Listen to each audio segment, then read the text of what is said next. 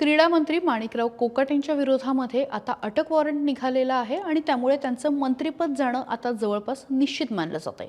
2 वर्षाची शिक्षा झालेली आहे आणि नियमाप्रमाणे 2 वर्ष किंवा त्यापेक्षा अधिक शिक्षा असेल तर संबंधित आमदाराची आमदारकी रद्द होते। त्यामुळे माणिकराव कोकाटे यांना कुठल्याही क्षणी बाहेरचा रस्ता दाखवला जाऊ शकतो आणि एकाची जेव्हा अडचण होते तेव्हा ती दुसऱ्याची संधी होते। या नियमाप्रमाणे माजी मंत्री धनंजय मुंडे दिल्लीमध्ये अमित शहांना भेटलेत। बरं, आता हे सगळे कोण जोडले तर मंत्रिपदासाठी ही लॉबिंग असल्याची चर्चा सुद्धा आहे।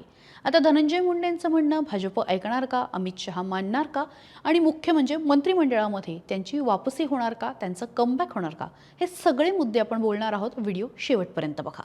फेब्रुवारी महिन्यामध्ये नाशिक जिल्हा न्यायालयाने माणिकराव कोकाटे यांना जवळपास 30 वर्ष जुन्या प्रकरणामध्ये 2 वर्षांची शिक्षा सुनावली होती। त्यानंतर जिल्हा न्यायालयाने त्यांची ही शिक्षा जी आहे ती कायम ठेवलेली आहे, त्यांना दोषी ठरवण्यात आलेलं आहे आणि म्हणूनच आता माणिकराव कोकाटे यांच्या विरोधामध्ये अटक वॉरंट निघणार आहे।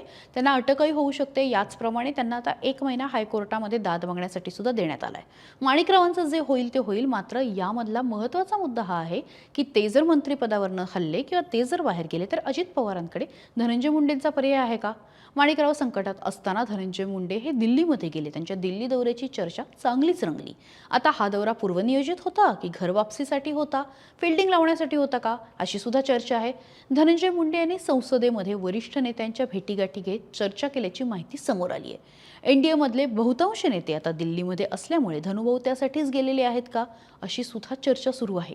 धनंजय मुंडेंच्या बाबतीत 5 मुद्दे असे आहेत की जे आता त्यांना समजून घेणं महत्त्वाचं आहे। पहिला मुद्दा, फडणवीसांची नाराजी कायम आहे का? लक्षात घ्या, धनंजय मुंडेंच्या बाबतीत विशेषतः त्यांना मंत्रिपदावरून बाहेर करण्याच्या मुद्द्यावरनं अजित पवार त्यांना बराच काळ कव्हर करत होते। मात्र हे कव्हर करत असताना जेव्हा फडणवीसांची नाराजी समोर आली, जेव्हा भाजपने स्पष्ट भूमिका घेतली, जेव्हा सरकारला डाग लागेल अशा पद्धतीचं म्हणणं जेव्हा भाजपने मांडायला सुरुवात केली, स्पष्ट नाराजी व्यक्त केली, त्यानंतर काहीशा नाईलाजाने अजित पवारांनी त्यांना मंत्रिपदावरनं दूर केलं किंवा त्यांना राजीनामा द्यायला सांगितला। त्यामुळे फडणवीसांची जर नाराजी कायम असेल तर धनंजय मुंडेंचं वापस येणं खूप अवघड आहे। दुसरा मुद्दा म्हणजे अजित पवार भाजपच्या विरोधात जाणार का? लक्षात घ्या, मुंबई महापालिकेमध्ये आता अजित पवारांना वेगळं ठेवण्यात आलेलं आहे आणि भाजप आणि शिंदे एकत्र आहेत। मुंबईतच नाही तर पुण्यामध्ये सुद्धा आता तेच घडणार आहे आणि या सगळ्यामुळे अजित पवार कुठेतरी भाजपच्या विरोधात जात आहेत का अशी चर्चा आहे आणि त्यातच आता धनंजय मुंडेंना परत आणून, कारण हा माझा कोटा आहे, माझ्या कोट्यामध्ये कोणाला संधी द्यायची हा निर्णय अजित पवार घेऊच शकतात, म्हणून भाजपच्या विरोधात जाऊन धनंजय मुंडेंना ते परत आणणार का हा सुद्धा प्रश्न उपस्थित होतोय। तिसरा मुद्दा, राष्ट्रवादी अडचणीत येऊ शकते, मराठा समाज नाराज होऊ शकतो। विशेषतः या सगळ्या प्रकरणामध्ये आणि वाल्मिक कराड आणि धनंजय मुंडे यांची जवळीक समोर आल्यानंतर, स्पष्ट झाल्यानंतर राष्ट्रवादीवरती मोठ्या प्रमाणावरती तिथे टीका झालेली होती आणि मराठा समाज सुद्धा काही प्रमाणामध्ये राष्ट्रवादीवरती नाराज झालेला होता।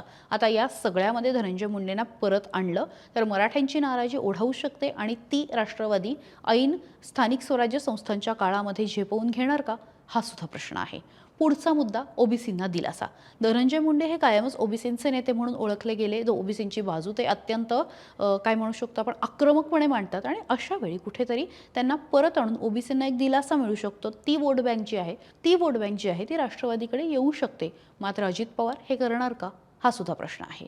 आता सोपं नाही खरं तर धनंजय मुंडेंची वापसी होणं, कमबॅक करणं, कारण एकाच घरामध्ये 2-2 पदं आहेत, पंकजा मुंडे या सुद्धा कॅबिनेट मंत्री आहेत। हे सगळा विचार जो आहे तो केला जाणार आहे। त्यांना आणल्यामुळे पुन्हा एकदा मंत्र्यांवरती किंवा पुन्हा एकदा सरकारमध्ये आरोप प्रत्यारोप होऊ शकतात, हे प्रकरण पुन्हा उघडकीस येऊ शकतं। बरं, ही केस अजून संपलेली नाही आहे, ही केस अजूनही सुरू आहे आणि अशा वेळी धनंजय मुंडेंना परत आणणार का? भाजप नेहमी आम्ही स्वच्छ प्रतिमेचे आहोत, स्वच्छ चारित्र्याचे आहोत अशा पद्धतीचा दावा करत असतं।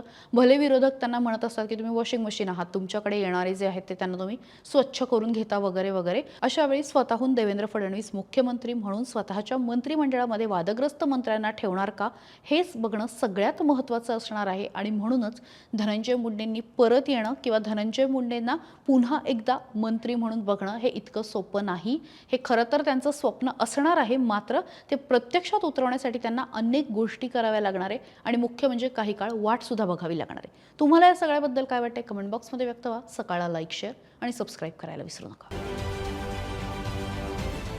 महाराष्ट्रातील सर्व बातम्यांचे विश्वासार्ह व्यासपीठ, सकाळच्या सर्व सोशल मीडिया प्लॅटफॉर्मला लाईक, फॉलो आणि सबस्क्राईब करा। तसंच सर्व नोटिफिकेशनसाठी बेल आयकॉन प्रेस करायला विसरू नका.